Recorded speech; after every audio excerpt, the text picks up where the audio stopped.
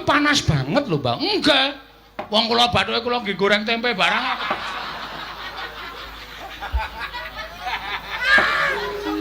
Ngono to enggak. Nek Prabu Kresna ngoncati le janji ora ngaku tau tate janji amuken negara Ndarawati. Oh siap. Mula nek sampean ora ngakoni nautate sumpah kali Petruk Ndarawati kula buyuki bathange gareng. Luwung Bagong mati teng Ndarawati kula lakoni legane atiku. Kowe arep ngopo? Kula sajaipun kok panas krungu suarane Bagong. Dadi kepeti. Santai wae ora usah dadak kemerungsung. Kowe mau geneman piye? Tegese kowe nantang karo wong Ndarawati. Ora, kapok ora kowe. Kowe kok senengane percaya banget karo Bagong. Wong Bagong ki nek omong ora iso dipercaya kok. Terus sampean kok malang kerik napa? Niatku arep nglabrak karo kowe. Lho, sampean nantang kali kula to? Lho, malah getak karo aku. Lah kula niki wong ora golek masalah kok mang tantang ki sirmu piye? Semangkean kowe. Dumeh Senopati. Apa dianggep Bagong wedi karo kowe? Wani karo aku. Sing kandha wani sapa? Dadi iki. Wis gayeng iki. Siap, Reng. Oke. Ora nangis to kowe? Ora. Aku mungsuh Durna, kowe mungsuh Baladewa.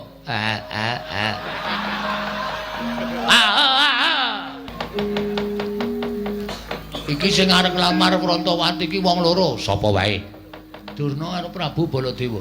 Upama Reng, upama piye? Upama Prabu Baladewa ki ngewangi Lesmana piye? Lho, ayo aku abot Petruk. Terus. Terbuat dari kayu? Bukan. Ada rodanya? Bukan. Ditarik kuda. Udah. Ada pengemudinya? Udah. Iki kok malah bedekan ki piye to iki? Iya goblok banget to iki. Maksudmu kok kita kon nesu kok malah ada kudanya nyleprak bathukmu ki piye? Al-Fatihah tujuh Kiseno Nugroho. Bismillah.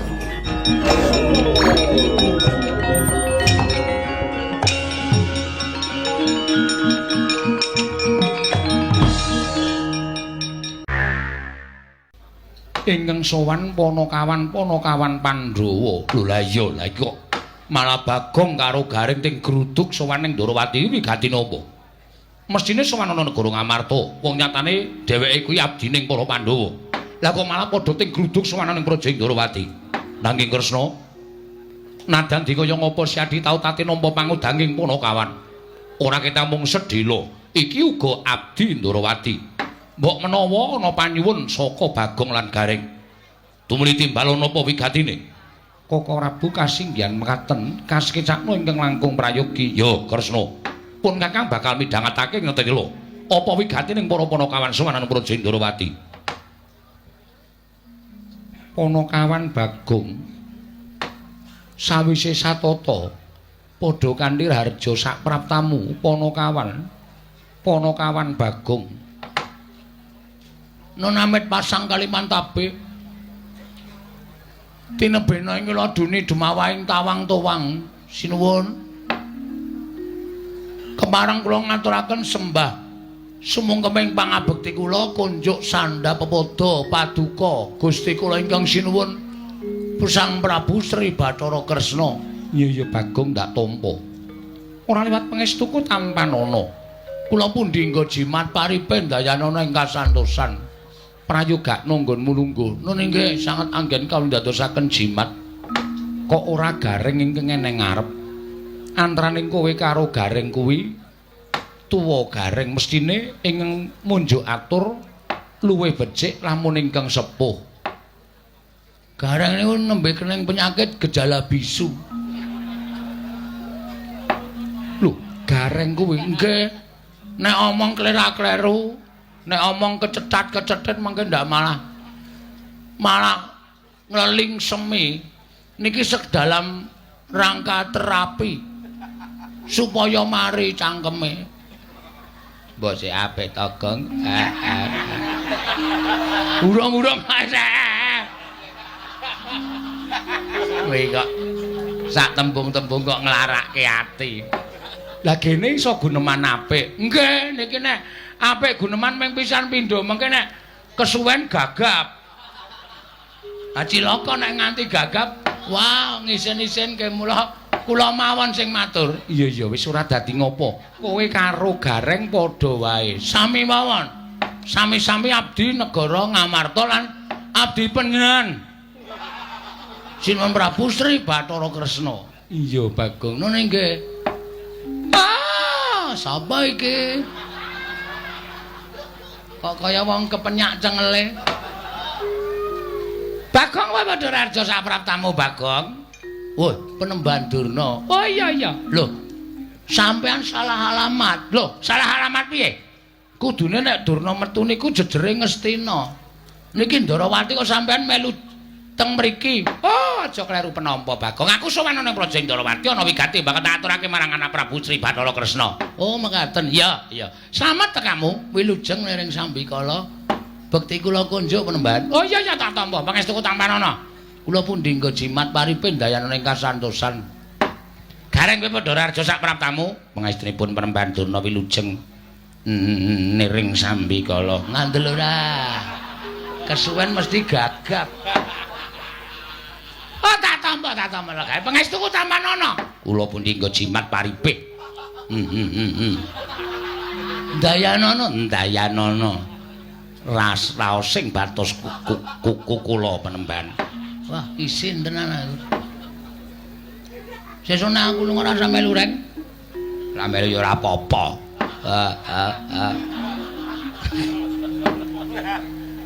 Bagong Padhararja sapraptamu. Pangestunipun Sinuwun Prabu Mandura wilujeng bekti kula konja Sinuwun. Yo tak tampa pangestuku tampanana. Kula pundi nggo jimat paripin dayanane kasantosan. Gareng Padhararja sapraptamu, pangestunipun Sinuwun Prabu Mandura wilujeng niring Sambikala kepareng kula ngaturaken sem. Semut cengelmu kuwi. Sembah pangabekti kula kunjuk. Ya tak tampa. Ya ditambake Gareng. Nggih. Kuwi Panakawan wigati. Nek wanci gegojekan, mengko nek kowe kaya ngono kuwi omongane ndak ora cetha ditampa dening para pamirsa. Nggih ngestaken dawuh. Ampun kuatis mengki kula bakal panu cengelmu pados tamba. Bagong Padhararja sapraptamu. Panjenenganipun Ndara Sencaki wilujeng bekti kula kunjuk. Yo, prayogakna Bagong. Nun nggih. Gareng Padhararja wilujeng Ndara Sencaki. Sik, sareh sik, dileti rada-rada bekti kula kunjuk. Nah, ngono. Aja langsungan ndak gagap. Ya Gareng prayogakna. Nun inggih sendika. Rada ado-ado ngono kok ndak gagap. Panakawan Bagong Padhararja sapraptamu. Pate Udawa wilujeng Ndarawati. Bekti kula kunjung nggih Ndarawati. Ya Bagong, pangestuku tampanana. Kula pundi nggo jimat paripin dayanane kasantosan. Gareng slamet tekamu. Pangestunipun Ndarawati wilujeng suwi ora dolan ning Widara Kandhang. Wong ke wis sawetara wektu kula mboten dolan teng Widara Kandhang. Kaya kenal apa to? Kenapa dekulmu mlacar kowe? Ora ngece ta, Gang? Gareng sing nrimo atine Bagong aja sok nglarani karo kakane. Pangestunipun mboten. Bagong, dalem ana wigati apa sowan? Apa diutus dening bapakmu? Apa diutus dening Pandhawa? Apa pancen saka karepmu dhewe? Sampun dipun keparangaken matur sinuwun. Iya wis tak keparangake. Matur sembah nuwun. Nek wonten lepat atur kula Diagung Pangaksami kepareng ngaturaken lebah Siti Sekul. Kleruwe kok mempeng. Apa ora biasane tebah kok lebah. Lebah ngentu bathukmu ki apa? Ya ora nesu. Aku kan wis sama. Ora sama. Sesuk tak setrikake cangkeme. Nangis meneh. Anggerane kok tebah Siti Sekul binung teling ron kelapa. Apuren ta mbok bilih wonten lepat kula nggih kula munjat kersa Paduka Sanata Prabu Sri Bathara Kresna. Jernyatanipun kula menika namung kawula alit. Jernyatanipun kula menika namung piantun ngandhap papanipun. Iya. Mila kiranging tata krami Kirange ngunggah-ungguh kula nyuwun sumunturing samudra pangaksami. Wong dheweke iki ora petha matur kok unek-unekke kakangne. Sapa sing ngrenengi? Lho. Baladewa dunekke sapa ngrenengi? Iya Bagong ora dadi ngopo.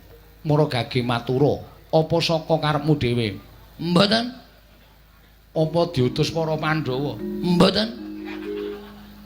Apa diutus bapakmu? Mboten. Lah terus diutus sapa? Mboten. Diutus sapa? Ngapunten kula niku ngantuk e. Lho. Ora kena ngantuk. Diampet Bagong. Mekaten inggih. Mboten diutus bapak, mboten diutus para Pandhawa, mboten diutus Ndara Janaka, mboten diutus sapa meneh ya? Para Pandhawa. Nanging sowan kula menika diutus dening Kang Mas kula. Lho. Kang Masku sapa? Kang Mas kula inggih menika Kakak Petruk. Kakak Petruk ki sapa?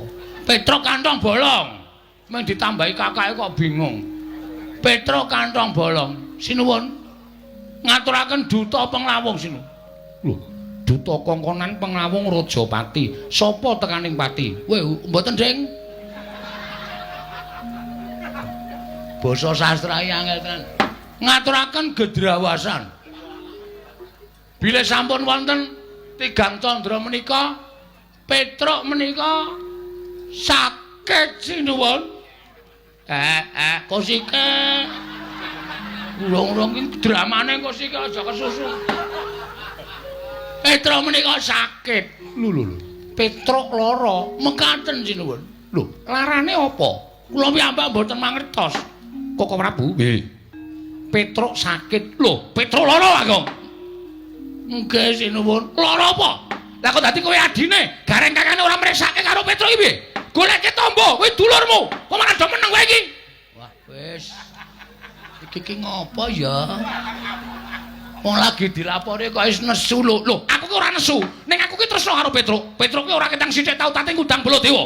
Ning nganti Petruk lara, kowe ora wadul karo sapa-sapa, ora matur karo sapa-sapa. Kudune kowe matur karo para Pandhawa. Ora kok matur ning Dwarawati. Sik ta, niki mboten perkara kula niku njaluk sumbangan nggo nambahke Petruk mboten. Ning niki niku wonten perkara sing ajeng kula aturke sinuwun Prabu Sri Bathara Kresna. Sampeyan kendel sik. Meneng sik iso ora? Hah? Urung-urung guys gawe tratapan. Kene iki wis suwan wis diati-ati. Kene mung omong Petruk lara kok wujane diemosine dirabane koyo. Sabar. Hah? Wong urip nang alam donya iki kudu sabar. Sabar ki ana watese. Ning tetep kudu sabar. Hah? Alon-alon kula tak matur. Yo, tak rungokke. Nggih. Petruk lara apa, Bagong? Kula mboten ngertos. Dokter niku mboten menemukan penyakitnya. Lho. Dokter ora nemokke penyakite. Mboten. Jaman semanten pun nonton dokter nggih wis ana. Ora apa-apa nggih. Kula gawa teng Pak Mantri niku, Pak Mantri malah meng nyedaki bakul kuwaci. Jan wis ora tata. Awong di teri wong lara kok blas ora dipriksa. Malah dhek ngombe obat sedina ping 3 jan wis.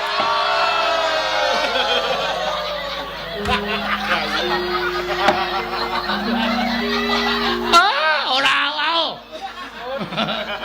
Iki tenanan mau ora. Serius niki. Iya. Mangkelake kok senengane. Lah terus sapa sing goleki penyakite utawa lelarane Petruk? Nalika semanten kula pun matur ta niku kula presake teng dukun nggih, dukun niku pun diteropong nggih. Napa jenenge niku?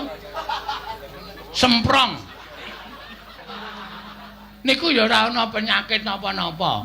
Terus dipriksa diadiane niku nggih ambegane normal, jantunge nggih sehat. Terus Kula niku bingung lha kowe jane lara apa ta, Tru? Lara kok mangane biasane sedina ping 3 kok sakniki ping 5. Lho, mangane malah akeh. Mangane malah akeh. Awake saya lemu nika. Kok lara? Ning pancen awake panas. Nek kula demek ngangge telapak tangan niku kira-kira ya 58 derajat. Kuwi panas banget lho, Bang. Enggak. Wong kula bathuke kula nggih goreng tempe barang.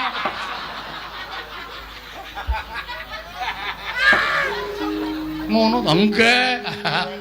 Panas tenan. Bathuke kula demek niku panas terus kula kaileng klenthek wer-wer. Gong, Reng. Aku arep omong karo kowe. Aku jane ora lara. Ning awakku lemes kaya ora duwe kekuatan. Mergo aku ki mung kepengin nagih janji. Sapa sing janji karo kowe, Tru? Omongo. Nek pancen ana menungsa sing wis tau tate janji karo kowe ora ditepati, kowe kandha tak paranane, tak dodoke korine. Ayo ta, Reng. Mandan. Jebula Petro niku bloko. Jebule kok jebula. Ya men to kowe. Wong tembung jebule karo jebula iki padha wae kok men kanthi daerahe kok. Jebule Petro niku bloko. Nek sing janji niku Prabu Kresna. Prabu Kresna tau tate janji kali Petro. Ora. Kapan ya? Weh, lah iki iso tak glimpange tenan iki. Ngaku ora. Petro matur ngoten niku lho. Sinuwun kudu emot Purwadasena. Nuwun sewu lho sinuwun. Sabda Brahmana Raja. Pangandikaning Narendra, pangandikaning pendhita menika kaya Wikresna tumameng drancang seta tan kena lumebek malih. Nek sampeyan dadi ratu mencla-mencle, esuk tempe, sore dele padha wae. Ngoten? Sampeyan bakal ora dipercaya dening para kawula. Sampeyan ora bakal dipercaya dening para nayaka. Sampeyan dadi ratu cecel kan Narendrane. Ayo. Aku ora Kusik Bagong tak iling-ilinge. Waduh, suwi iki. Dadak mikir bareng. Kusik. Apa jaman nalika ana lakon Prabu Bumi Loka kae. Nah, sapa Reng? Ora ngerti kok. Sapa? Mau nek ora ngerti ora usah melu. Wis mripate kira bodoh. Kira ya men. Janji harus ditepati. Panjenengan kudu nepati. Mongko saniki kondhanging jagat, kondhang Kabiyawara menawi Prabu Kresna kagungan putra inggih menika wanita ingkang nedeng dungkap dewasa. Namanipun Dewi Grontol. Grontol sapa? Lah sapa jenenge? Prantawati. Prantawati. Lah niku sing digayuh kalih Petruk Kantong Bolong. Nek jane kula ya ora setuju. Petruk kok dadi mantune Prabu Kresna. Ah saya gleleng tenan Petruk. Wong Petruk iki kere-kerewe glelenge ra jamak-jamak kok. Apa meneh nek dadi mantune ratu. Wah, wis ngeplaki sirah kula saben dina. Wis kono. Wong njaluk kira kok ngarep warung ngarep kae. Mongko mengke sik mbayar nggih kula ora urung. Iya, nggih. Ning gandeng bangane Petruk niku mati merga lara ora keturutan sedyane nggih. Alung panjenengan kula aturi nepati janji. Kula aturi nepati pangandikanipun Sinung Prabu Sri Bathara Kresna. Nek sampeyan ora kepareng netepi ing pangandika nuwun pangapunten kula wis dipasrahi Purbawasesa karo Petruk Kantong Bolong. Gong sisan gawe. Nek kowe labuh aku ya labuh tenan, Gong. Aja ming setengah-setengah. Nek perlu mati diwujuti. Oke, Tru. Wong urip ki mung do antri mati kok. Karepmu piye saiki? Nek Prabu Kresna ngoncati le janji, ora ngaku tau tate janji, amuken negara Ndrawati. Oh, siap. Mula nek sampeyan ora ngakoni nautate sumpah kali Petruk, dinten mangke kula aturi sedya jagang sing jero, beteng sing kandel. Ndrawati kula buyuki bathange gareng. Luwung Bagong mati teneng Ndrawati, kula lakoni legane atiku.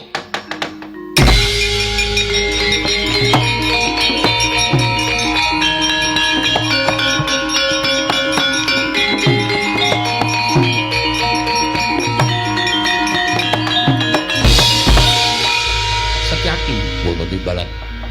Kowe arep ngopo? Kula sajaipun kok panas krungu suarane Bagong. Dadi kepeti. Santai wae, ora usah dadak kemrungsung. Kowe mau guneman piye? Guneman nek Rantawati ora diwenehke Petruk, tak aturi jaga jagang sing jero beteng sing kandel. Tegese kowe nantang karo wong Ndrawati. Ora, kapok ora kowe. Kowe kok senengane percaya banget karo Bagong. Wong Bagong ki nek omong ora iso dipercaya kok. Terus sampean kok malang kerik napa?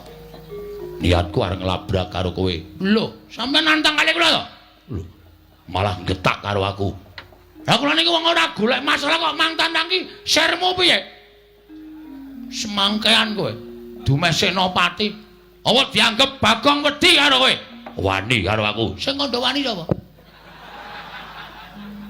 Sabar sareh, lenggah sing prayogi mriki, lenggah mriki.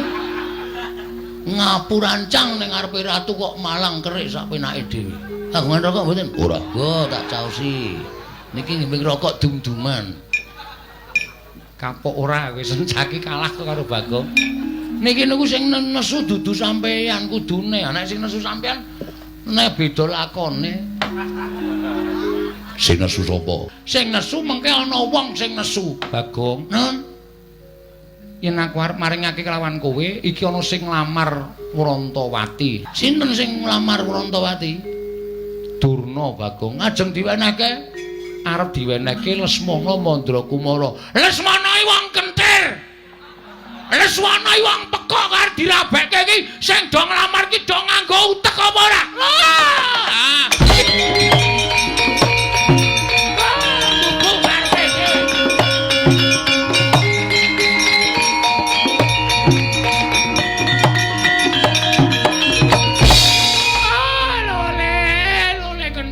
Gimbal manyar-manyar. Joneng dungkul wana dadi alas-alas dadi wana. Bagong kowe berkencang Pak Papong. Kali codhe sapa sing gawe? Wong edan ngene Bathara-rada barang dinggo. Kene nganggo istilah aku nek ora nganggo istilah ya rugi ya. Ngopo Begawan Durna? Kowe muni piye? Lesmana wong kentir. Lesmana wong edan. Lho, kowe kok iso ngarani Lesmana kentir ki sababe apa? Heeh, ora. Aku wis apal karo Lesmana wis suwe. Aku wis tepung karo anak Ngastina. Nek anak Ngastina kuwi pancen Ratu Ngastina mung duwe anak siji, ning nuwun sewu, anake rada ngene. Anake rada petuk, anake rada kentir. Mula nek Sinuwun Ndrawati ngrabekke Lesmana karo Wrantawati iki Sinuwun Ndrawati bakal tegel nampa kesengsarane anak, bakal tegel nyumurupi kasengsaraning anak. Mula nek Sinuwun Ndrawati maringake Wrantawati, aku ora ikhlas. Aku ora ikhlas. Ora ikhlase Bagong. Merga aku bakal kelangan kakangku ya kuwi Mas Petruk. Nek nganti ora kelakon dawuh karo Wrantawati, Petruk bakal lara. Nek Petruk lara, gedene tekaning pati, aku kelangan. Nek ngono nang kene padha-padha ngalape Wrantawati. Saiki ngene wae. Digawe sayembara. Sayembara apa? Sapa sing iso ngalahke Begawan Durna? Bayangan Wrantawati. Dadi iki. Wis gayeng iki. Siap, Reng. Oke. Ora nangis to kowe? Ora. Aku mungsuh Durna, kowe mungsuh Baladewa.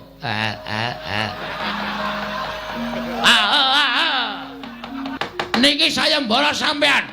Teng pundi pamane wong neter kanthi dayan? Wah, metu jaba. Wah, cundha manik jeblok pertempur.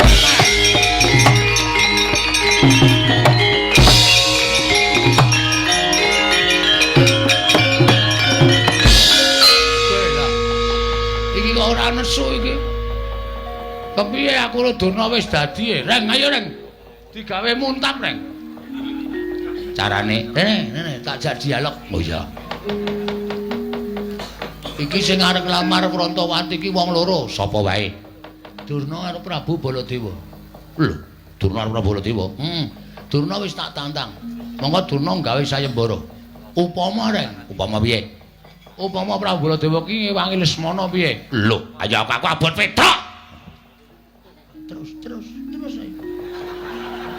Terbuat dari kayu? Bukan. Ada rodanya? Bukan. Ditarik kuda.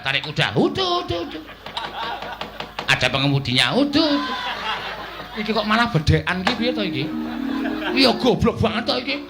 Maksudmu kok kita takon terus kita takon nesu kok malah ada kudanya nyeliprak bathumu ki piye? Ayo radong kok ya. Ora ngerti kok ya. Sing arep lamar ki wong loro. Wong loro. Siji Durna, loro Prabu Baladewa. Reng, apa? Aku wis musuh Durna nek Prabu Baladewa melu nesu piye? Wah, Ratu Mandra ki wedine mung karo aku le. Ratu Mandra ki ora wedi karo sapa-sapa ning wedine karo aku. Nek kowe musuh Begawan Durna, mungsuh para Sata Kurawa ora sadi. Nek engko nata Mandra Prabu Baladewa melu-melu aku tandinge iblis lanat cangkepe sapa kowe muni kaya ngono.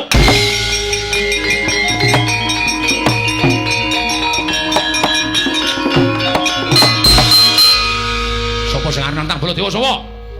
Sapa sing arep nantang Baladewa sapa? Diar kowe. Semengane gawe masalah ora. Ayo, Reng. Kowe iki wis tak gaweke dalan, kowe wis sumbar ayo. Ki nek nganti kowe engko ora ana sing wani nandingi Petruk ora kelakon rabi, nek Petruk ora kelakon rabi, Petruk mati piye? Mati mbok men. Oh, tak kandhake Petruk kowe yakin kowe. Gong ora tumbak cucukan. Aku karo Petruk ki sayang kok ya. Para kawan. Dalem. Sing arep nantang Baladewa sapa? Sing arep musuh Baladewa sapa? Sapa? Ora ono ngarwani karo Baladewa kok ya. Ya Kang ya. Ki tanganku mumpung megar iki kampleng iye. Ora nangis meh. Canggeran dedet kok meng nangis. Titik-titik nangis, titik anggeran wong jajan nangis men ditukokke. Oh, anggeran wong nyumet udut nangis men disumetke. Wong kok kaya ngono lho. Ayo wis. Kula sing nantang. Lho, kowe wani karo Baladewa sing tak wedeni apamu? Ngendi? Mamane wong neter kadetean. Manut. Lapangan voli ya gelem, lapangan basket ya gelem, lapangan bal-balan ya gelem. Teng pundi? Ajeng lo teter kadetean sampeyan pasan bareng boyong Urantawati. Urantawati dadi bojone Petruk. Mboten ngeng dadi bojone sapa-sapa. Urantawati dadi bojone Semana Mandra Kumara. Sing kandha sapa?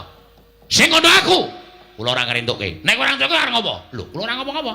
Waduh. Aduh. Iki ra dadi-dadi iki. Waduh, aku kok ya melu bunek to, Bagong. Kok sampean mboten sak mikir. Iki tak pikire mawon. Kula sing metung perkara niki. Wani ngono metu njaba. Ah, metu njaba. Lho, ngopo ning njaba? Aduh, piye kuwi? Piye? Ora dadi meneh to. Engkono ya ora paham kok kuwi. Tajak metu njaba ora gelem, nek metu jero nek ayo ta.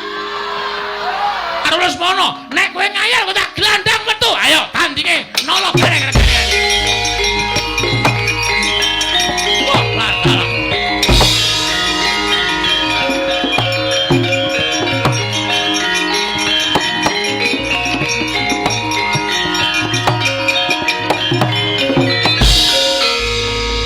Lah iki piye wong nantang kok ora dirampungi wis padha mlayu metu kok malah do tetenguk. Ya alon-alon metu kok dipaksa. Ya Reng, ayo. Aku ya alon-alon. Wis bet. Aku metu karemu ora karemu.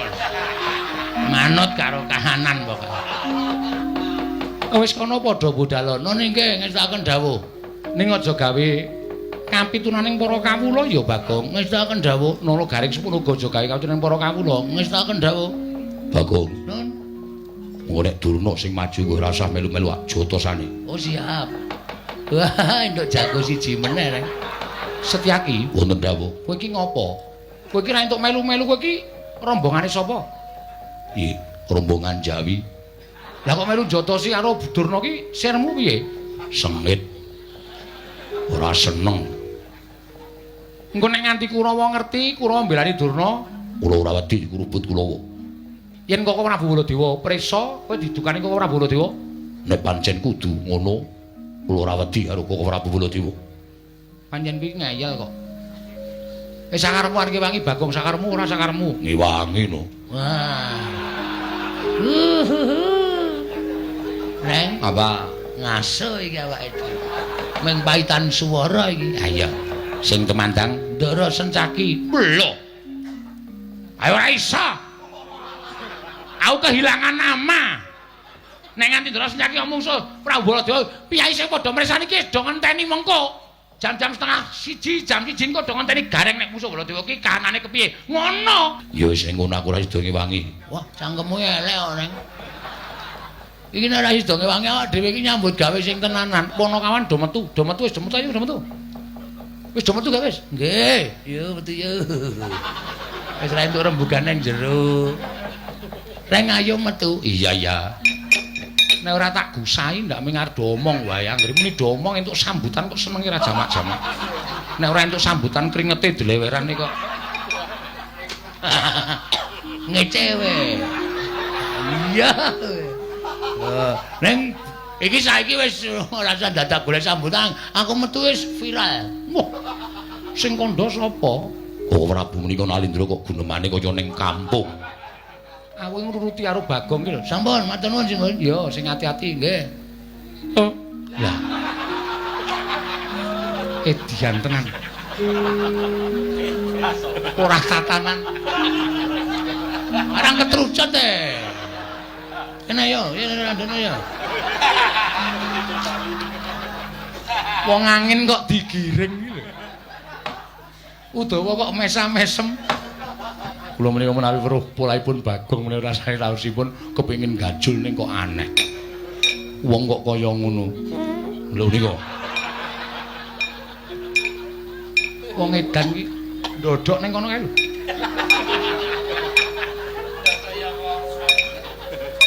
Setyaki wonten timbalan. Budana kang padha seba ingsun kundur ngedaton lho ngestaken dawuh. Sayetine ingsun lagi bingung perkawis. Udawa tulung kae tendangan kon lunga kae.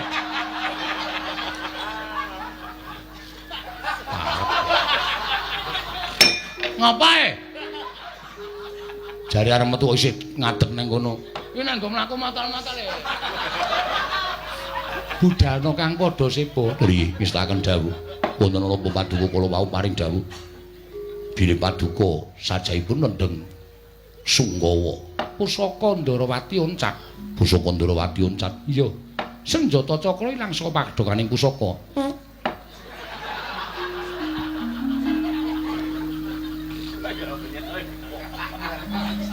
Bagong tak kon lunga apa kowe isih krungu suarane? Nuwun ngapunten kula sinuwun.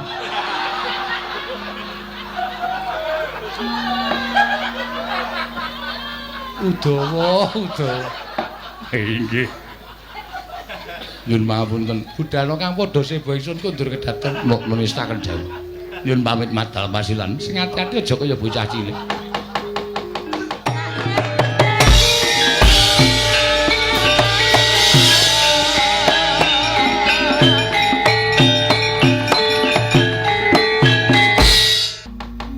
Iki mesti bakal dadi perang gedhe. Merga kowe nantang Begawan Durna, aku nantang karo Sinuwun Prabu Mandura. Wis rasa kuwatir. Mbangane awak dhewe kelangan Petro. Ha iya. Awak dhewe luwung baya mbudidaya piye carane supaya iso mboyong Dewi Werantawati. Ha wis bener.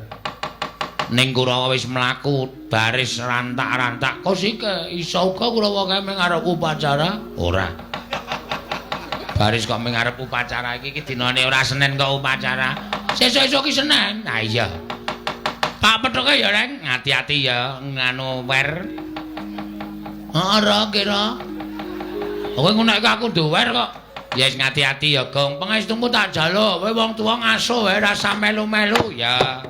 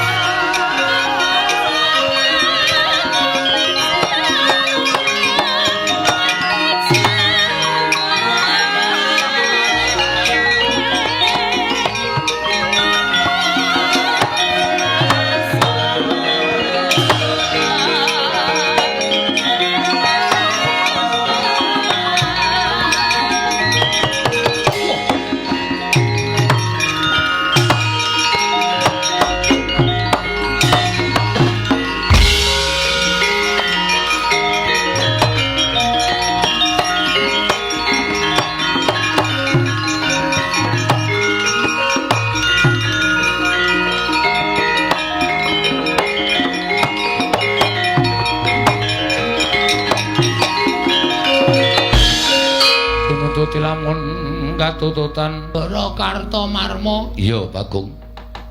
Aku sing goleki karo kowe.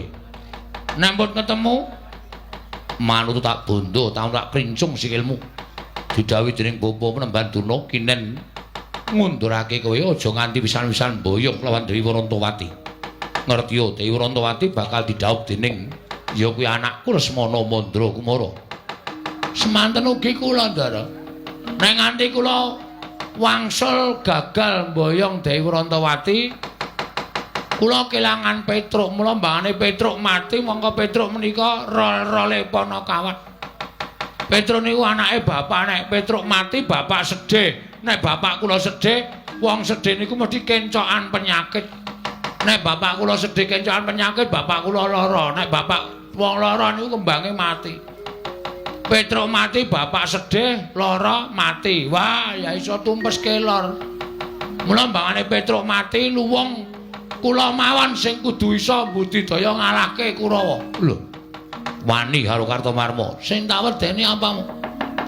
Wani aja linggo ning ngisor. Ayo ngadeg padha karo Kartomarma. Nandhake yen pancen kowe sewani karo Kartomarma. Kula teng ngisor mawon. Sebab ya apa? Wis kula seneng teng ngisor. Pun kula teng mriki mawon. Wangkal karo Kartomarma candhak.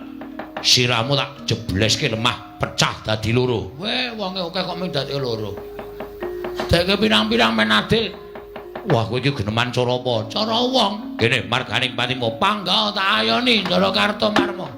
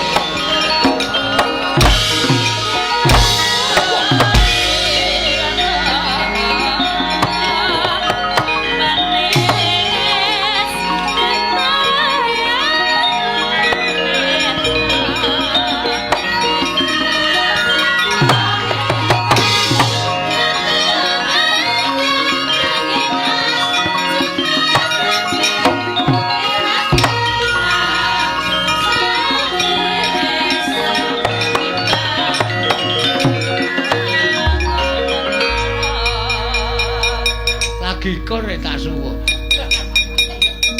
Mula aja ngawur. Lah ngawur piye wong kadane suasanane kudu suwuk kok apa dadak ngenteni.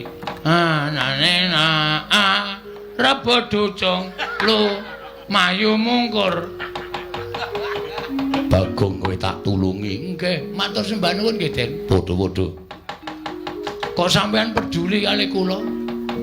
Sing sae niku sampeyan peduli kali bencana mboten kali kula. Bagong, non, aku ra mentolo yen to kowe diajar para sata Kurawa. Iki mau kowe dikapake karo Kartomarma. Rekae nggih kaya arwani ning jebana pancen kula niku wong kalahan. Diantem, banting, duncalke kula wis matek iki. Nek nganti tiba teng aspalan mesti babak bundas kula. Untung wonten sampeyan. Bagong, non. Tahe wangi, lekungi wangi iki ndelik-ndelik. Nggih. Aja nganti konangan Koko Prabu Ndarawati. Yen konangan aku didukani. Pun mangkene wonten dukane Sinuwun Ndarawati aku sing tanggung jawab. Kowe wani karo Sinuwun Ndarawati. Mboten perkara wani, mangke kula sing ngomongan. Kula nek alasan niku pinter. Meniku tagih utang bola-bali wae iso alasan kok. Pamane ming matur Sinuwun Prabu Sri Bathara Kresna. Yen ngono-ngono aku didukani, kowe sing alasan. Siap. Kula sing maju. Ya, Bagong, nggih. Ki mak plothok kontrole sing kene ana sing rusak iki. Iki lho. Ada kandhani ngeyel. Malah nyekekek ngeguyu aku.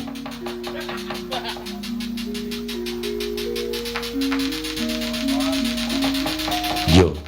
Pun tindak mriko. Yo, Bagong.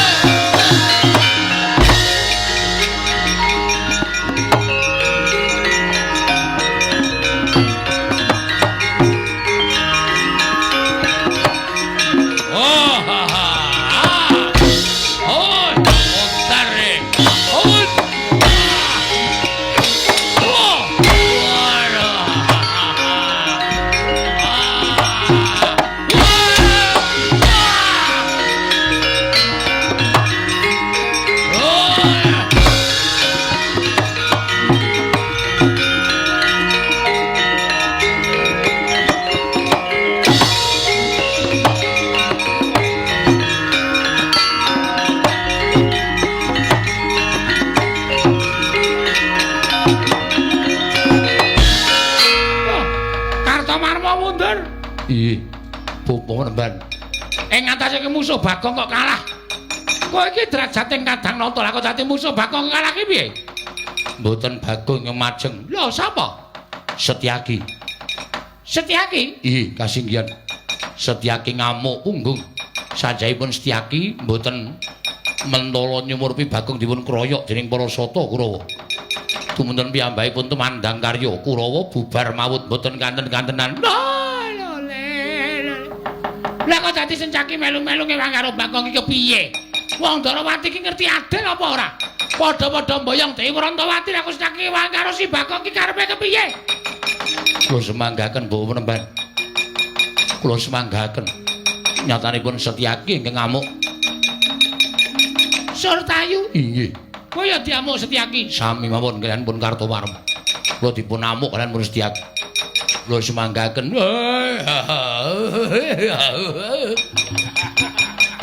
Kersasana kok maju dhisik. Ha iki lekae yo mendang paripurna. Ndang rampung kula iso ngrangket Bagong jebulane yo. Bagong diwangi Setyaki. Cah cilik nek tumandang jeblas-jebles. Kula semanggaken Bapak Penemban. Kula semanggaken kula mboten iso mungsuh Bagong merkono pepalange Setyaki. Gugu karepe dhewe panesmaning jajaran. Ya, nadyan kowe diwangi Setyaki apa kira-kira Setyaki wani nandhi kridaning Nalendra Mandura.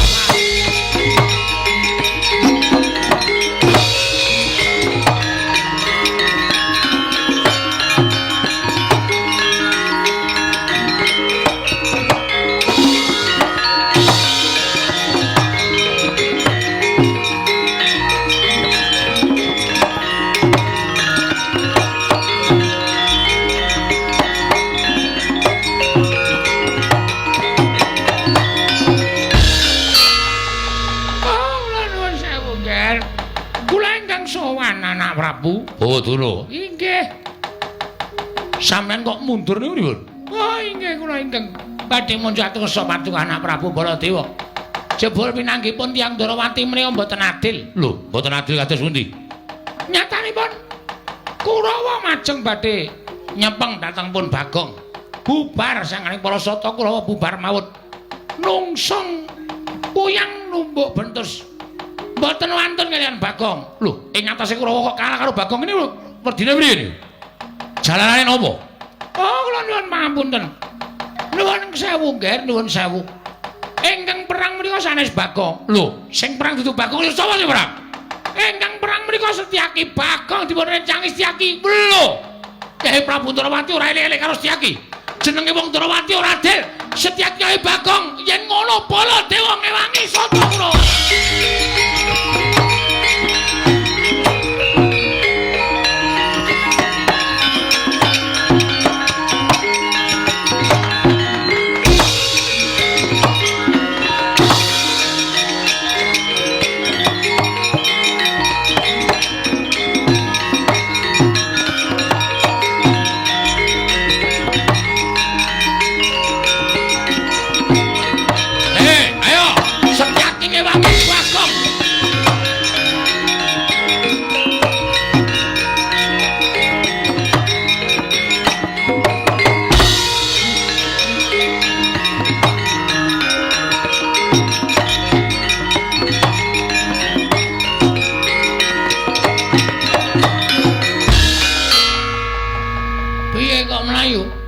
Bagong, non. Aku lengi wangi cukup semene wae. Waduh. Lek golek tenaga kangelan sampean mboten ngewangi. Bagong, non. Sing maju dudu Kurawa meneh. Sapa? Kowe Prabu Mandura, mongkong gawa Kyai Nenggala. Sumbar-sumbar yen Setyaki ngewangi Bagong, Kowe Prabu Mandura ngewangi Kurawa. Saiki wis maju ning pabaratan gawa Kyai Nenggala. Sampeyan wedi? Ora wedi, ning aku wedi yen didukani Koko Prabu Darawati. Aku engko sing ngomong. Tenang to. Iki ana MC-ne. Ora usah kuwatir, aku engko sing ngomong Prabu Kresna. Nek Prabu Kresna pancen arep nyalahke karo sampean. Sampean bener. Sampean niku mbelani kalih kula. Kula wong ringkih, kula wong cilik, kula wong bodho, kula ming kawula. nek kira-kira kurajeng dikeroyok Kurawa sampeyan duwe rasa mbelani niku tukul saka jiwa kasatriyan sampeyan. Iya, nggih. Ora usah wedi. Mungsuh Nenggala wedi. Nenggala pusaka ampuh. Gunane apa Setyaki duwe gada wesi kuning? Jupuk.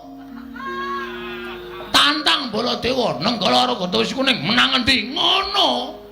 Kok meng ngono kok mundur. Wah, dipiki presane bayi akeh. Isin Setyaki Senopati Ndarawati kok wedi karo Nenggala. Gada wesi kuning diturun Nenggala kira-kira menang endi? Men disekseni piyayi akeh. Ngono Bagong ke? Ya.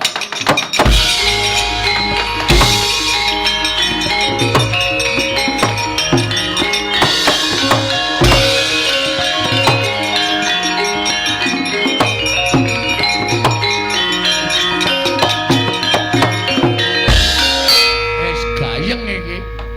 Nek ngene iki aku kudu cepak-cepak mulih iki.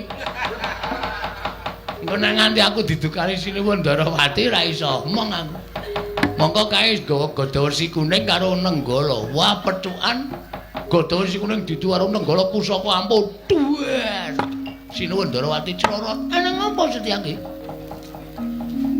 Ren, ngapa? Montore jukur saka parkiran. Iya. Ayo mulih. Kae iki selah-selane angel. Mulai ya siap-siap mulai saiki le iso mangkat engko sore. Wah, kowe iki nggo kendaraan ya bosok. Oh, tekan kono-kono. Ayo karang ki wong seneng-seneng kaya gong ora. Wis ayo, iki mulai ora usah mulai. Iki ora tanggung jawab nek mulai. Ditonton sik Ndara Baladewa karo Ndara Setyaki le gelut piye menang sapa? Anak deling aja-aja nggawa gada wesi kuning. Engko nek Sinuwun Ndarawati tekan kene ora masalah wis to. Sinuwun Ndarawati ki wong arif, wong bijaksana kali.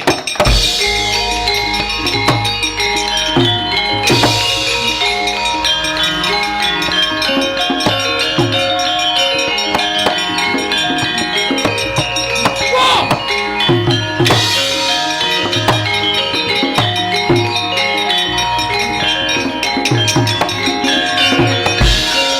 edan pancen Setyaki wis diniyati tenan yen to belane karo si Bagong. Lho, ngliga pusaka ngarep ruji Kyai Gada Wesi Kuning. Dasar Purnyata. Koko Prabu pancen wis niat belani Kurawa gawa Kyai Nenggala. Mentala karo Bagong, mentala karo Setyaki. Wong Tegelan kudu dimungsi wong Tegelan. Lho, kowe wani karo Baladewa? Nuwun sewu, mboten ateges kula wantun. Nek Bagong tekane pati saka Kyai Nenggala kula ora nrimake. Kok gawa wesi kuning? Yes, Ben, ayo jajal ditu. Wesi kuning karo Nenggala menang endi? Edian, ora edan iki tenanan. Lho. Weh, ada. Arep nyoba pusaka kadewatan. Jojo Kyai Nenggala. Diban gada wesi kuning pecah. Ah, mati tenan aku. Tak tegeli kok ora bus. Setyaki, Setyaki.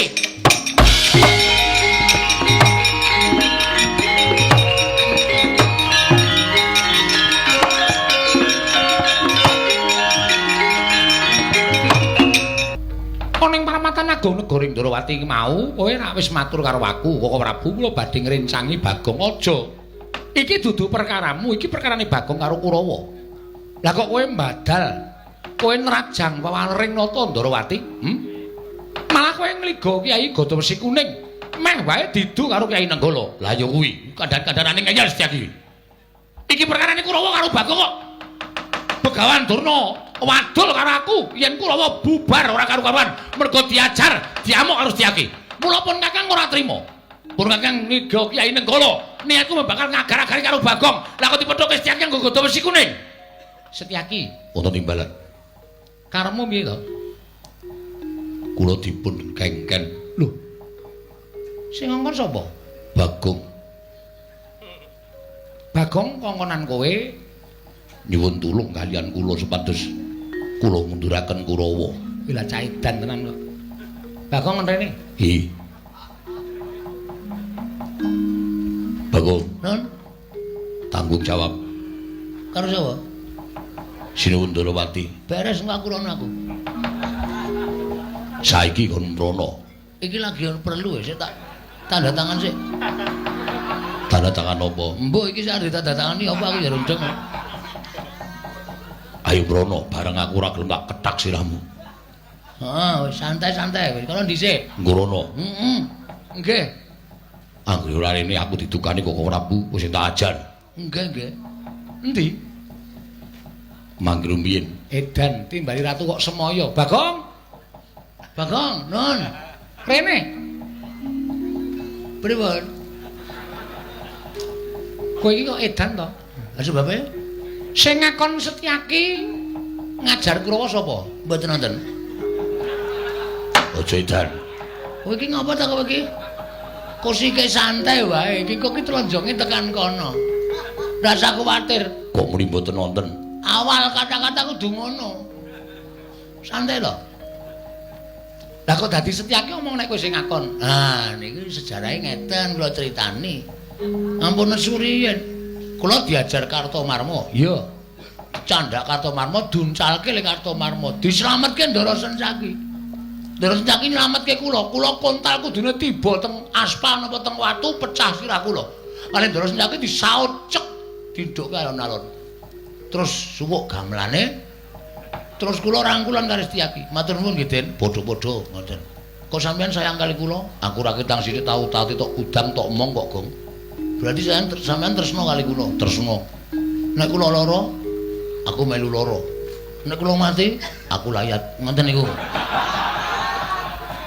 Sing muni ngono niki Ndara Setyaki.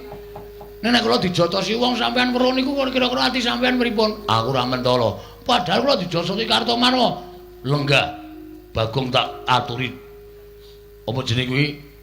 Ngaso. Kurawa tak ajari. Ngoten niku sejarahe. Lah tegese Setyaki Wonten dawuh. kowe ora dikon Bagong. Gong mbok tanggung jawab. Iki engko tekan kono, santai wae to. Lagi tak rembug. Saniki kula tak takon karo sampean. Iya. Nek Setyaki duwe rasa welas kali kula kleru. Lho, ora wong Setyaki kuwi tau tate tok udang, tau tate tok mong ora ketemu sedina. Nah, terus nek Ndara Setyaki niku ngeman kali nyawa kula kleru. Ora. Nah, terus nek Ndara Setyaki niku ngewangi kula mongko kula dijotosi wong. Ya kuwi Kartomarma. Napa Setyaki kleru? Ora. Lah ya wis. Ora kleru kabeh kok sampean niku. Kuwi lah dalah edan iki. Ora edan iki asli. Matur nuwun Bagong. Padha-padha. Santai mawon. Iya. Koko Prabu. Nggih. Kula nuwun sewu, kula ingkang nyuwunaken pangapura. Lho, linggo ngapur to. Iki minggat to. Oh ya omong kok ya. Nuwun pangapunten menawi Setyaki nggadahi krekat lan karekat kados mekaten menika. Namunipun ra inggih memper to Prabu. Lho mesti Setyaki ngitung-ngitung. Kurawa tekan niki sing nggawa aku. Ing ngembeta panci panjenengan. Ning nek Kurawa didhawuhi karo Begawan Durna kon njotosi Bagong menika napa ya memper. Lah Bagong menika namung ijen kaliyan Gareng, mongko Gareng awakipun kados mekaten menika.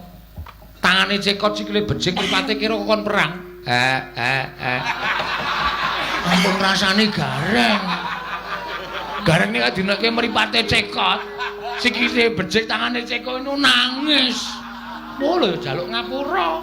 Wah, wis santai reng, wis ora Ndara Kresna ketrucut kok. Arep mulai wae aku, Kang. Bar iki mulai ya. Menika kula suwun sewu, menapa inggih panjenengan mentala. Terus sakniki kula nuwun sewu. Ya wi. Namung sami-sami badhe ngrebat dhateng pun anak kula Wrantawati kok direwangi gegeran ngono lho. Menapa mboten nami lingsem. Lho, sing marahi dudu aku. Inggih, sakmenika sampun. Mboten sisa ngrembak sapa sing marahi ndak malah ora rampung-rampung perkarane. Mergi kula misah kalian panjenengan kalian Setyaki menika awit wonten atur ingkang badhe kula aturaken. Ana atur piye? Anak kula Wrantawati sareng kula dangu Wrantawati kowe dilamar iki karo si iki. Lah kowe milih endi wong ayu? Wrantawati matur kalian kula. Koko Prabu. Kanjeng Rama, kula menika dipun wengku sinten-sinten kula sagah. Nanging kula ngertos Kanjeng Rama menika nembe sisah. Amargi koncatan pusaka Ndarawati senjata cakra. Mila samenika ngaten mawon, Koko Prabu kundur wonten negaring Astina, munjuk atur sanipun Nyai Prabu Duryudana. Menawi Lesmana saged ngaturaken senjata cakra wonten negaring Ndarawati, Urantawati kula aturaken dhateng Lesmana Mandra Kumara njaluk pamit Yayi.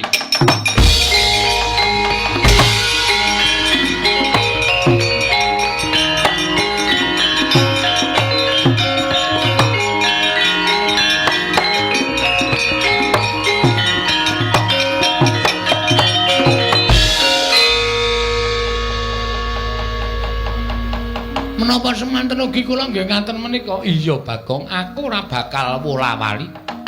Urantawati matur kaliyan aku Kanjeng Rama, yen to nyuwun pamit durung. Durung aja kesusuman ketok kaya Prabu Baladewa. Wong kowe kok kaya Prabu Baladewa, gareng kon mrene. Apa? Timbali Ndara Kresna. Nah, yen ngene komplit aku le dawuh ora kepenak to. Kok suwe men ra teka-teka? Sikile niku becik. Dadi nek mlaku niku suwe. Duh keseron aku mesti krungu kae. Anggere diecele cacat nangis keloro-loro. Lah.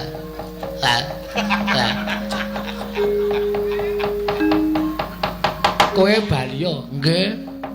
Omong karo Petruk? Nggih. Petruk bakal tak wengku dadi mantuku netepi janjiku. Nggih. Ning ya Petruk kudu iso ngaturake senjata cakra. Waduh. Lelang dek kapan e? Wis ora perkara kuwi prilang dek kapan ora usah takon werna-werna.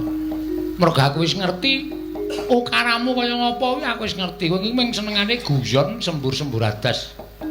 Iya ta? Nggih. Ning nggih nyuwun prisa mergo hitungan Jawa niku iso mbok menawa kula iso ngitung Jawa. Ilange nek ora karo dikliya dina. Anggara kasih, anggara iso tembung anggrek.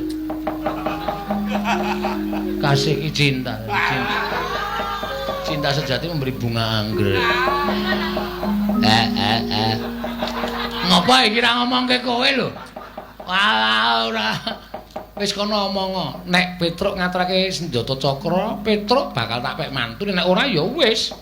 Ora bakal tak pek mantu kaya janjiku. Nggih, nyuwun pamit nggih sinuwun. Iya sing ati-ati. Kula tak wangsul, tak ketemu Ali Petruk, tak omong apa anane Ali Petruk. Iya sing ati-ati. Nggih, sembah nuwun. Kula nyuwun pamit sinuwun. Iya sing ati, mbok gareng iki digendong. Ampun dirasani to. Iya ya. Lali aku. Sampun kula ampun wangsul ketemu Ali Petruk tak ngomongke apa anane. Iya Bagong sing ati-ati aja kaya bocah cilik. Nun nggih, ngestakaken dawuh sinuwun. Gandeng kabeh wis katon padhang Kurawa wis kret lampit brungkat kimpul nekuk penjalin bali marang Praja Ngastina. Nggih. Semono uga Gareng lan Bagong ingkang diutus kelawan Petruk. Lho nggih. Ning aja nganti kendho nggonmu ngrondani kana negara Indrawati pagrana ingkang bibit. Aja nganti ana ingkang maraja saka sela-selaning Garu. Lho nggih wis tak kendhau. Kon Kakang bakal nunggone nang Praja Indrawati sapa ingkang bakal iso ngaturake kundring senjata cakra ya Kyai Cakra Baskara. Bakal tak paringi triman ya kuwi Atmajaku Dewi Urantawati. Lho nun ngestaken dawuh monggo kok ora kula dherekaken. Ayo sedherek Dimas kadhahipun Kakang Garbaruci.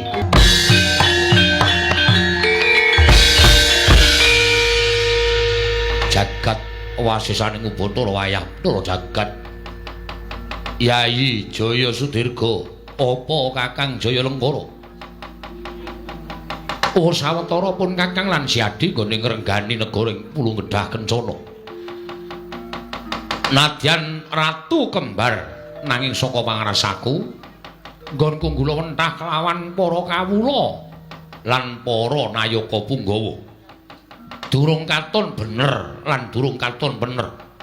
Mula ora aneh yen to negara ing Pulung Kedah Kencana kuwi rinasa kadang kala tentrem nanging kadang kala ora tentrem, kadang kala katon rukun nanging kadang kala ora katon rukun. Kabeh mau ndadekake bingung penggalipun Kakang Jaya Lengkara iya. Semono uga aku go bingung rasaku nggone ngasta bawat perintah negara ing Pulung Kedah Kencana. Nadyan alindraning kembar Kakang lan aku nanging wedine kok kaya tumpang suh. Nggone ngasta bawat perintah negara ing Pulung Kedah Kencana. Yayi. Siadi ora ngerti apa ingkang tak tindakake. Nalika dina ingkang ngepungkur pun Kakang nglakoni sare naritis sesemek ron Rajamala abebantal boto sarimbak pancen pun Kakang sengaja ora nganti lawan siat ditak kanthi laku prihatin merga supaya meleng ciptaku supaya manteng pangestiku jroning aku nglakoni prihatin mau jebul ana dewa ingkang paring wisik kelawan panjenenganing pun Kakang yo Kakang piye negara Pulung Gedhah Kencana kene bisa ayem tentrem kuncara hanjayeng bawana kondhang kaluking rat jagat persasat kebrebeken marang ngumandangi negara ing Pulung Gedhah Kencana lamun negara iki kudu ditumbali Kakang paring dawuh kudu ditumbali apa kudu nganggo tumbal satu wana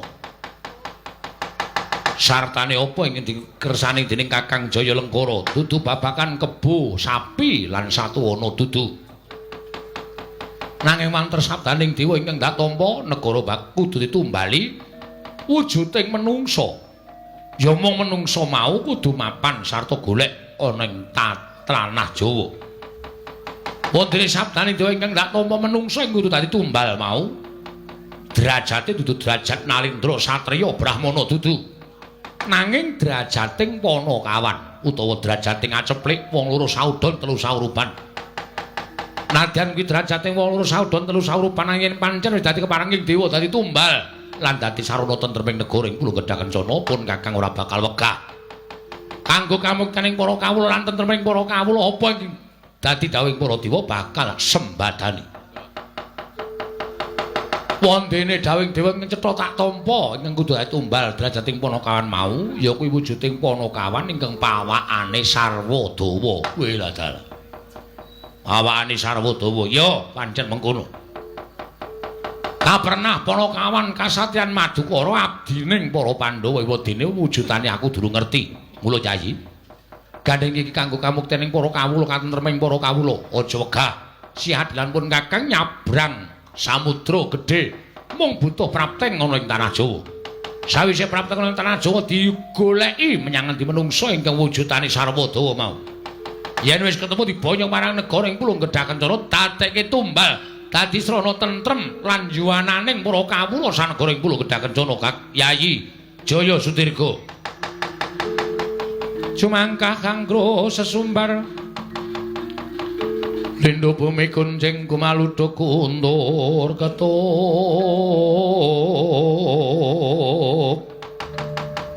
lumembak penyu kang kumambang ing walah dalah yen to pancen kaya mengkono dawing Kakang Jaya Lengkara aku ora bakal bisa selak amung mastuti dal marang dawing kadangku tuwa Yayi aja nganti para wadyabala mengko mundhak ngutawatiri lan gawe hojate kang padha weruh mula siadilan pun Kakang dhewe ing budal ana ing tanah Jawa yen pancen kersaning Kakang kaya mengkono aku mung kari manut pate wonten timbalan tunggunen negara ing Pulung Gedhah Kencana nun ngestaken nanging lajeng kundur paduka sinuwun benjang Wrabaja mbok arep-arep bali ning panjenengan ingsun yen wis rampung perkarane lan bisa entuk gawe panjenengan ingsun bakal kundur marang goreng Pulung Gedhah Kencana namung sembah kula ndherekaken jengkar paduka Gusti kula kekalih mugi-mugi pikantuk damel saged amboyong tumbal dados sarana tentreming para kawula sak Pulung Gedhah Kencana Yayi Jaya Sudirga ayo mangkat dina iki ngambah Dirgantara goleki menyang endi dununging wong kang pantes dadi tumbal ya yen pancen kaya mengkono kagayo tak dherekake supaya enggal prapta ning tanah Jawa katon ngarep iki wis samudra ingkang ora katon kaya ora ana watese nang nyabrang segara iki wis dadi jalaran nggone prapta ning tanah Jawa Kakang Jaya Lengkara tak dherekake ayo Yayi Jaya Sudirga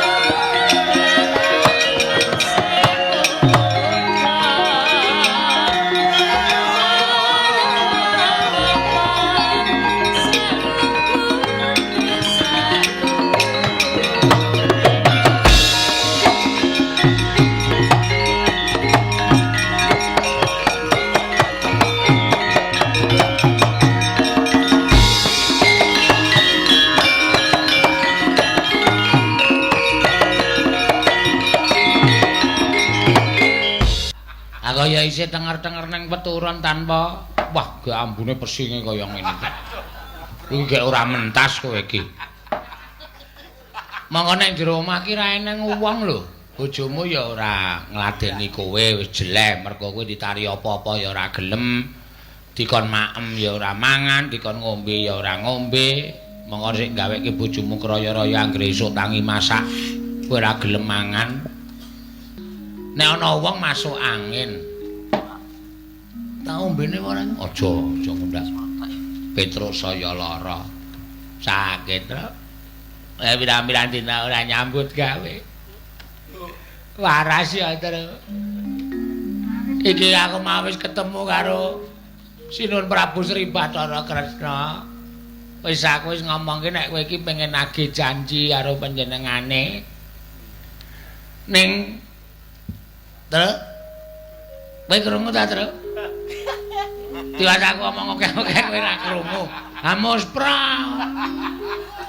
Prabu Sri Bathara Kresna paring dawuh nek ngendi kuwi jenenge Ndarawati ki koncatan pusaka. Saiki kowe omong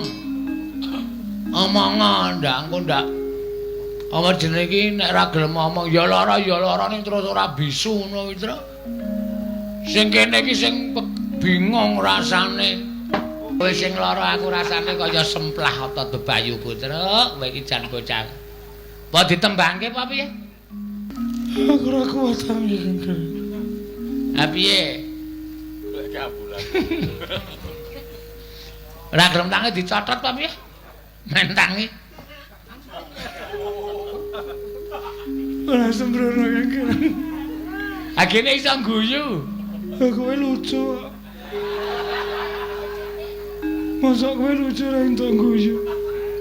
Kowe tak kaya ngapusi Mitra ya artine mung ngapusi mung adi-adi. Plotroke kathoke Geng ya. Aja wong loro diplotroke kathoke. Engko nek nutupi nek dhek langsung ngene berarti waras. Nek dhek langsung ora ngene berarti ora waras, ana ora sehat. Anggere aja edan. Kowe lara apa ngopo? Matur Bapak. Nala Gareng piye? Petruk pun bloko kalih kula, Pak. Bloko perkara apa? Jane piyambakipun menika mboten sakit.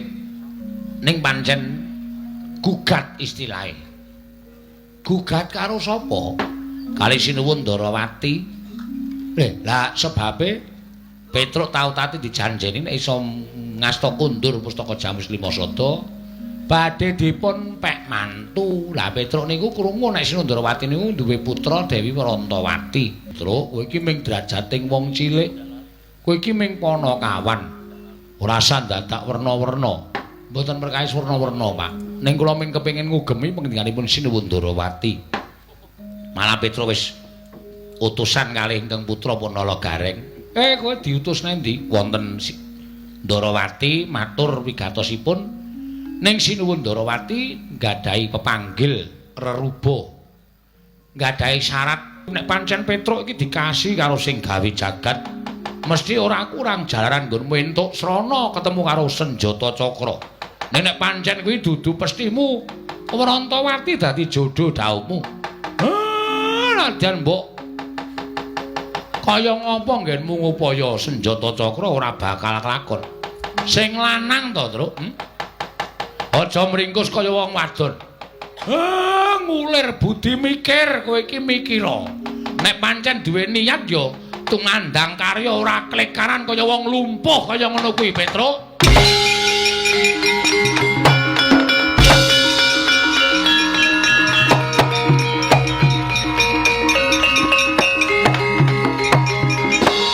Klepat lunga ya Petruk, Pak. Wis ben lunga ya ben. Nek ora dingonokne ndak ora tumangkar budine. Ora mbudidaya. Nek duwe gegayuhan ya kudu wani. Mbudidaya ora mung enak-enak kapenak. Ngenteni tekaning kanugrahan. Dintenana kanugrahan ki nek ora digayuh ora bakal teka. Nggih. Wis ayo ning negara Ngamarta. Perkarane Petruk. Ya wis ben disandang dhewe kelakon karo orane wong kuwi gegayuhane Petruk. Nggih, Pak. Semare konten prayitna semuriris.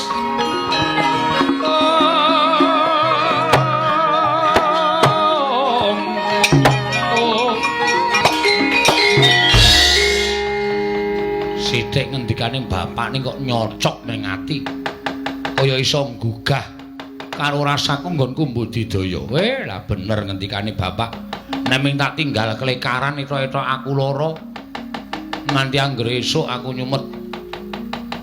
Anglo tak keke ngisor tempat tidur men awakku krasa panas.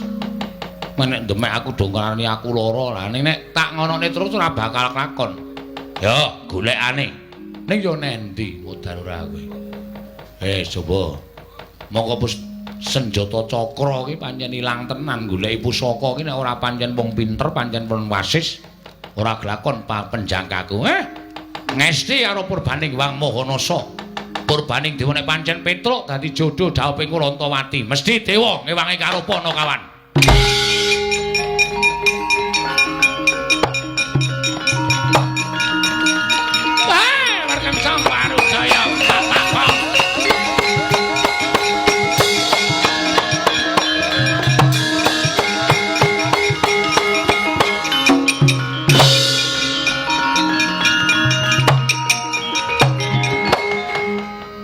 Mangkah anggro sesumbar lindhu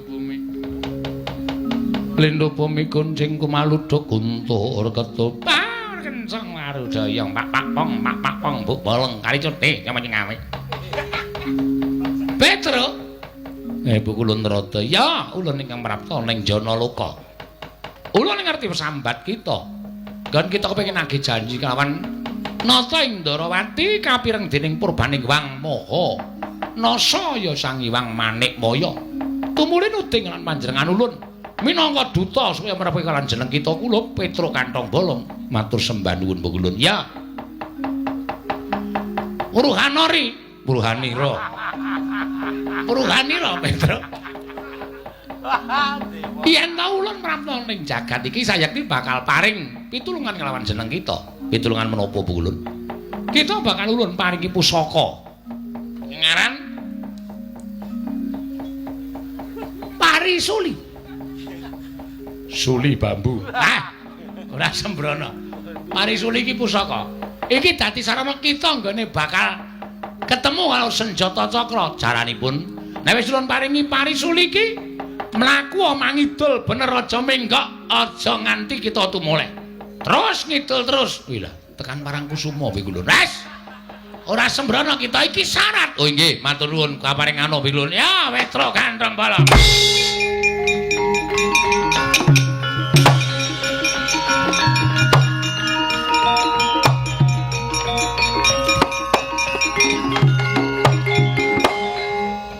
Nyuwun pangapunten. Parisuli napa bonsai? Iki Parisuli dengkele atos ora. Kita ya aja ngawur iki Parisuli. Inggih. Wis mengko yen bisa kita genake engko kita bakal ketemu harus senjata cakra. Matur sembah nuwun Bu Kulun. Ya. Lajeng kula nyuwun pamit. Sing ati-ati aja kaya bocah cilik ya Petruk. Nggih. Kula tak melampah ngidul menika mboten menggok. Aja menggok wis ta kita bakal ketemu srana. Engko kita bakal kasembatan panggayu kita. Matur sembah nuwun. Sing ati-ati Petruk Kantong Bolong. Enten apa to, Gus? Kekilapan apa Kakang Semar teka dadak dangu marang Puntadewa? Mangkir mbiyen. Kula niku namung abdi, kula menika namung batur. Kula mboten damang, kula mboten dong. Sing dikersake sinuwun Punta menika menapa? Kakang Semar dadi Wruhanira Kakang yen to ngamarta koncatan pustaka Jamus Miang Jimat kelima sada Kakang. Sewu lepat diagung pangaksami. Nedhengipun kula dijagi wonten alun-alun negari Ngamarta dumadakan tanpa mboten kanyana-nyana. Wonten Alindra kembar ingkang ngamuk sulon tanto nirbaya nirwikara. Ngamuk punggung wonten negari Ngamarta. Kakang Semar, Ndara Werkudara Janaka.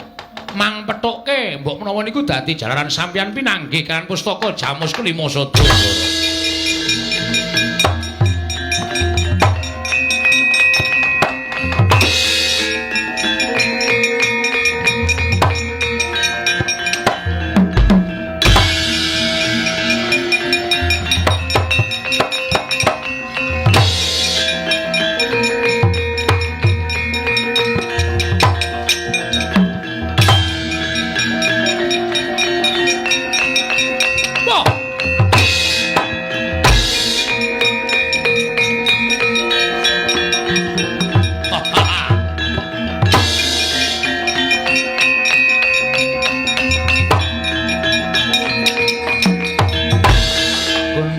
ganjing langit kelap-lapaton lir kincang ing risang mawe gandrung Yayi Jaya Sudirga Kakang Jaya Lenggara miturut kabar sarta wasitaning dewa ingkang tak tampa Panakawan ingkang kudu dadi tumbal mau sayekti mapan ing negara Ngamarta iki wis tekan papan pernahing negara Ngamarta ora padha duduhke diamuk wae Kakang ayo Yayi Jaya Sudirga wah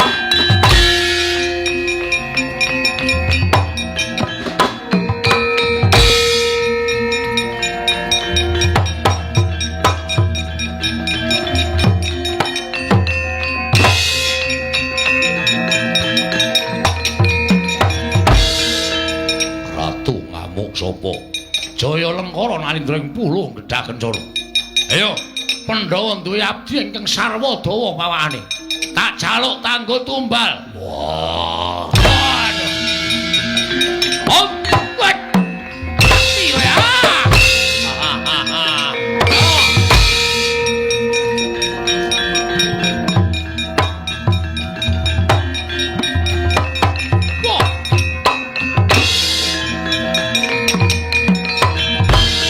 Satrio bagus panengah Pandhawa Raden Janaka wis apa Jaya Sudirga jaluk abdi Ngamarta ing pawakane sarwa dawa ora bakal taweni akeh lakon tinjung akhirat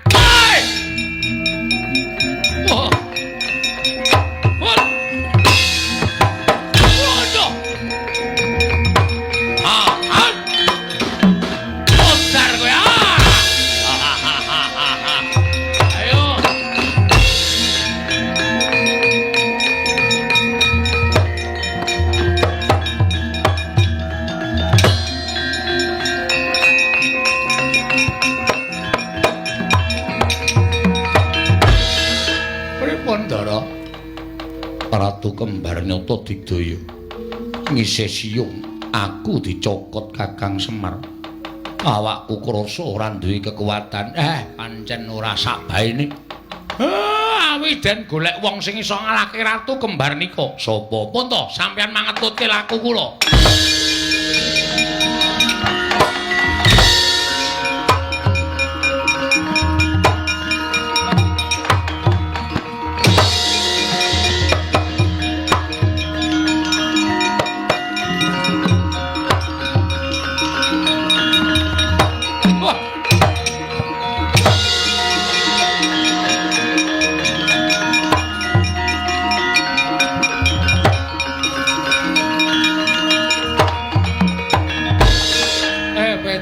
Edan kowe mau ora takon mlaku ngidul to aku ngalor sik ya Pak kok ketemu nang kene lah ya ora ngerti kaya mbok menawa keparenging dewa ngono kowe piye lakumu ketemu pukulun Bathara Antarada ketemu Antarada heeh terus diparingi pusaka mbuh pusaka iki gunane nggo ngopo kowe diparingi pusaka karo dewa Pak pusaka kuwi gage gunakno Petruk iki eneng pigunane pigunane apa Ngamarta diamuk ratu kembar loro pusaka kuwi mbok menawa iso ngasorake ratu kembar loro kae pangestune Pak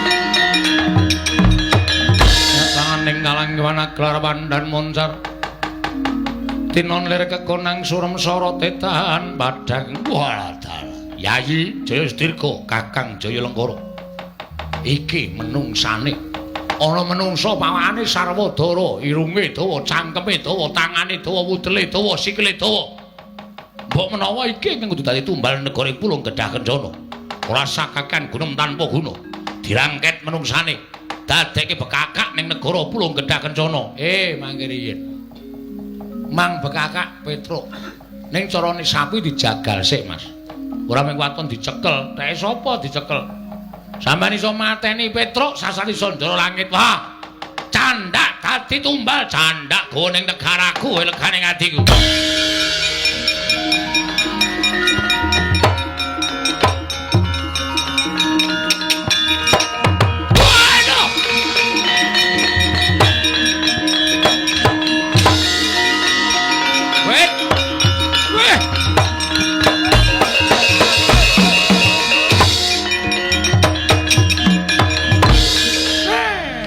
Jebul maringi dalan karo aku. Mir. Semir. Reneo.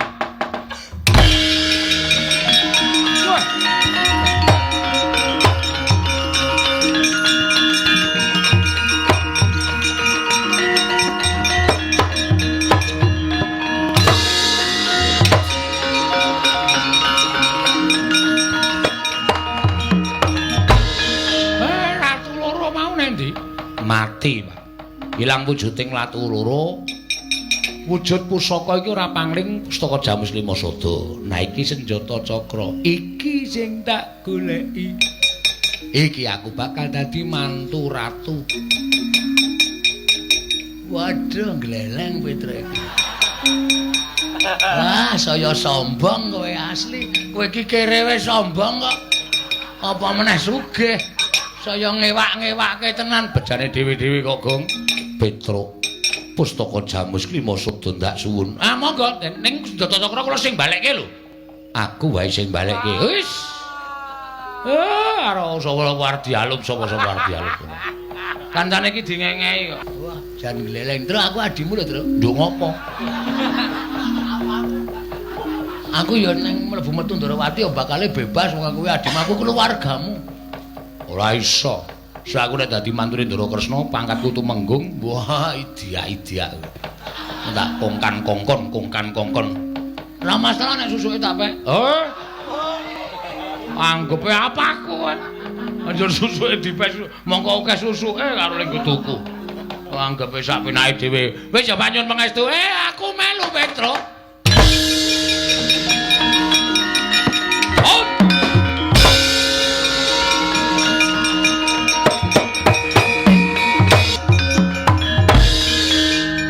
Petruk sowan nggih sinuwun. Lho.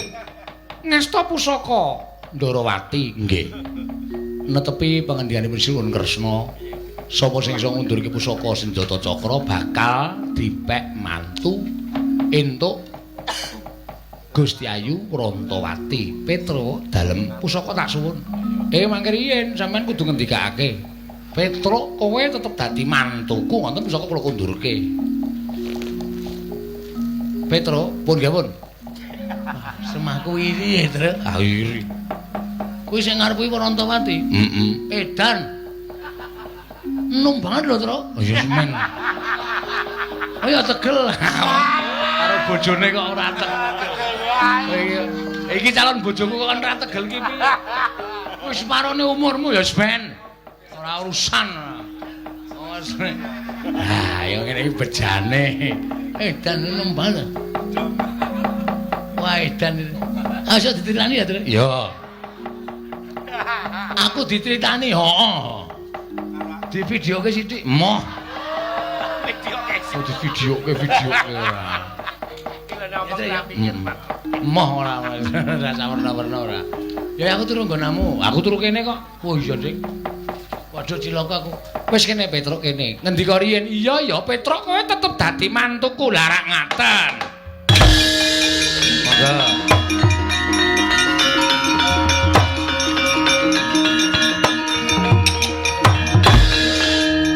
Rantawati, kula wonten dawuh jumbuh kelawan sumpahing wong atuamu kowe kudu nampa ya. Bojomu Petruk mboten menapa-menapa Rama. Kula pikantuk Kilora Petruk menika rumaos kula malah memanjang dhateng umur kula. Sebabe Kilora Petruk menika gampil gecul tur ya seneng tetembangan. Mesti wae ning ati ayem. Kilora. Gong. Wetengku dicekeli, Gong. Ngapa? Rasane piye, Tru? Wis ngene urung.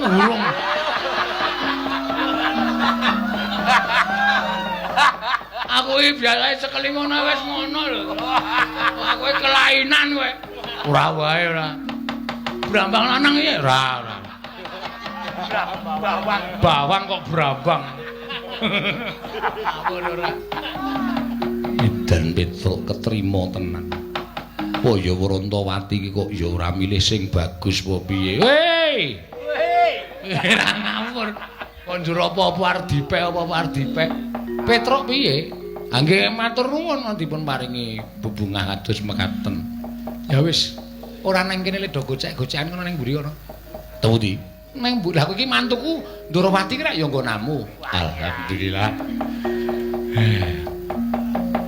Sepeda motor tegarasi ngono kula nggone. Nggonen kabeh. Lho nggone nabrak Bagong. Iya. Tak selenggarake ondasku terus. Ha iya.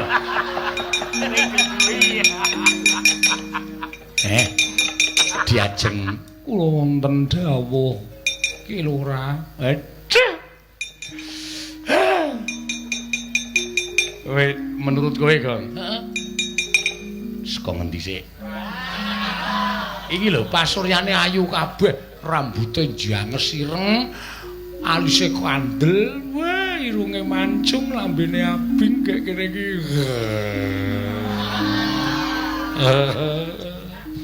Aku njaluk, wes.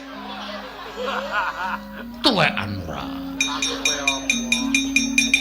Monggo Ki Lurah mancing wonten ing taman. Taman Pintar. Mboten. Mancing wonten ing Taman Sari. Ya.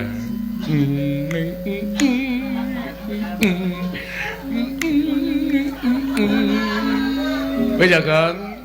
Heeh. Direkamke suarane terus. Agak. Suarane kok direkam ora. Wedian. Tesih gadah putri ora. Nek kirek wedok duwe. Niku mang jodoke biawak mburi sampean kowe dasmu kuwi. Amplong mencelat lho. Kowe ditawani kirek. Ya wis kudu nrimo. Angke bejane dhewe-dhewe kok ya. Kowe ngopo e Gong nusul iki? Andelok kanan Ndarawa. Ah ora iso kowe iki abdi kok. Aku adimu lho, Truk, kulawarga. Kulawarga. Minggir to, minggir. Truk lel ngrungake iki ora nggo sikil. Kok sombong banget kok kowe? Nggih, aku arep dahar. Edan iki ingkang semene iki anggo kowe. Menika kagem Ki Lurah Petruk sedaya. Waduh, aku ceker terus. Moh. Meng ceker. Emoh. Duduh. Emoh ora entuk. Engko wae nek sakon bamaem nek gari balung krokotono. Nang isor kursi ngono kuwi ling rokoti ya. Iya. Semangkean tenan Truk kowe. Bagong tangane. Kuwi cangkire sapa? Kae cangkire sapa diajeng? Menika cangkir panjenengan kagem unjukan panjenengan. Lah, krungu ora? Kono kowe ngombe. Ledeng kan. Tenan. Iki kamare sapa? Kamarku. Waduh. Gong ora nggo nglekar ngono kuwi ta. Nyoba kasur aku. Oh, kasure jeneng ora usah dadak obah. Kuwi obah pisan kentul.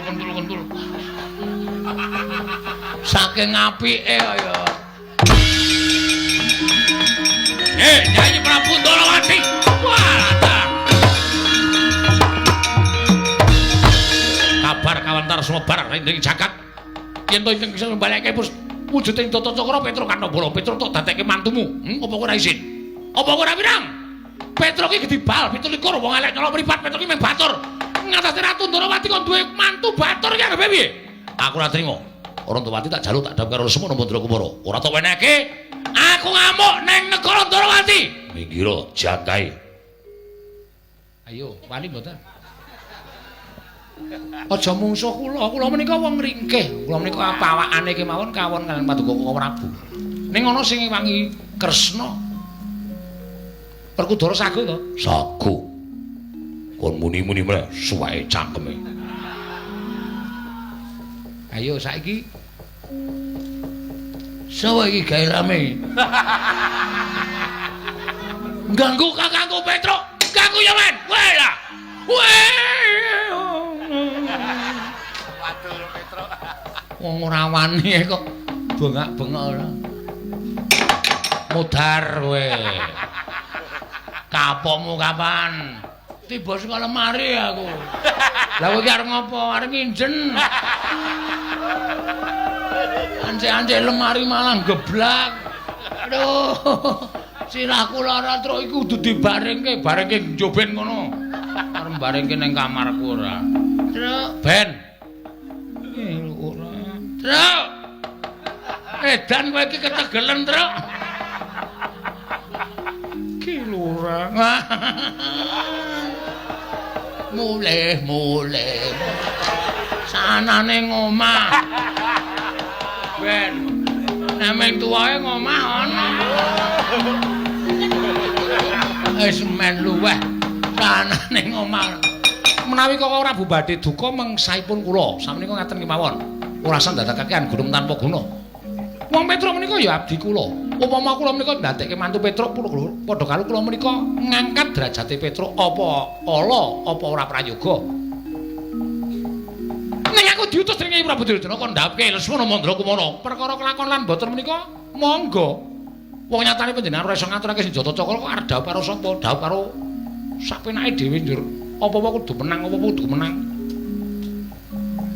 Larae njaba. Kusik Werkudara, kusik. Sabar. Serete. Wong gerang gawe kisra gawe geger. Nek ora trima Petruk dadi mantune Ratu Ndrawati, ora trima karo Werkudara. Petruk ya abdine Werkudara. Ngono yo. Mboten namung Kakang Mas Jodipati nek mboten tarimah monggo abenajeng kalian Janaka. Petruk ki anakku. Nek ora trima Petruk dadi mantune Ratu Ndrawati, ayo nyoba piye mungsuh Semar. Kapokmu kapan kowe? Krubut wong pirang-pirang wani no mboten. Nek wani ayo metu jaba dikrubut wong pirang-pirang. Nek ora wani meneng mawon. Ya wis.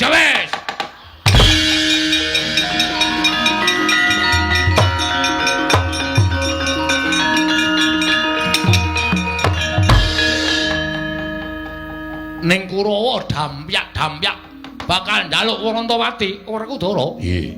Kurawa singkirna. Yo.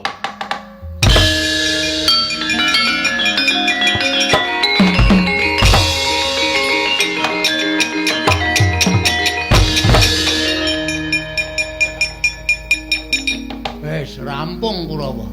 Lho. Wis Bagong. Wis krungu saka kene dogdrek dadi gajuli. Bubar kabeh delok nek ora percaya.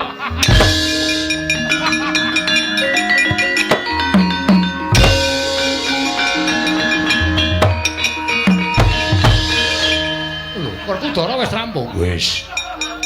Dursasana tak candhak tak tendang. Kartomarma tak candhak tak buang. Surtayu tak tendang kontal. Citraksa citraki tak dukumbu. Ngandel ora. Cerdas ki cekat-ceket. Wis resik. Wis ora ana sing bakal kanggo gawe. Wis tok sifat barat. Wis. Ya syukur nek kaya ngono Werkudara. Monggo samiya mamayu. Mangayu bagya nipun anak kula Warantawati lan Petruk. Sampun kelampahan dhaup. Yo, muga-muga Lestari Widodari ring sambikala slamet sak kabehe Kresna.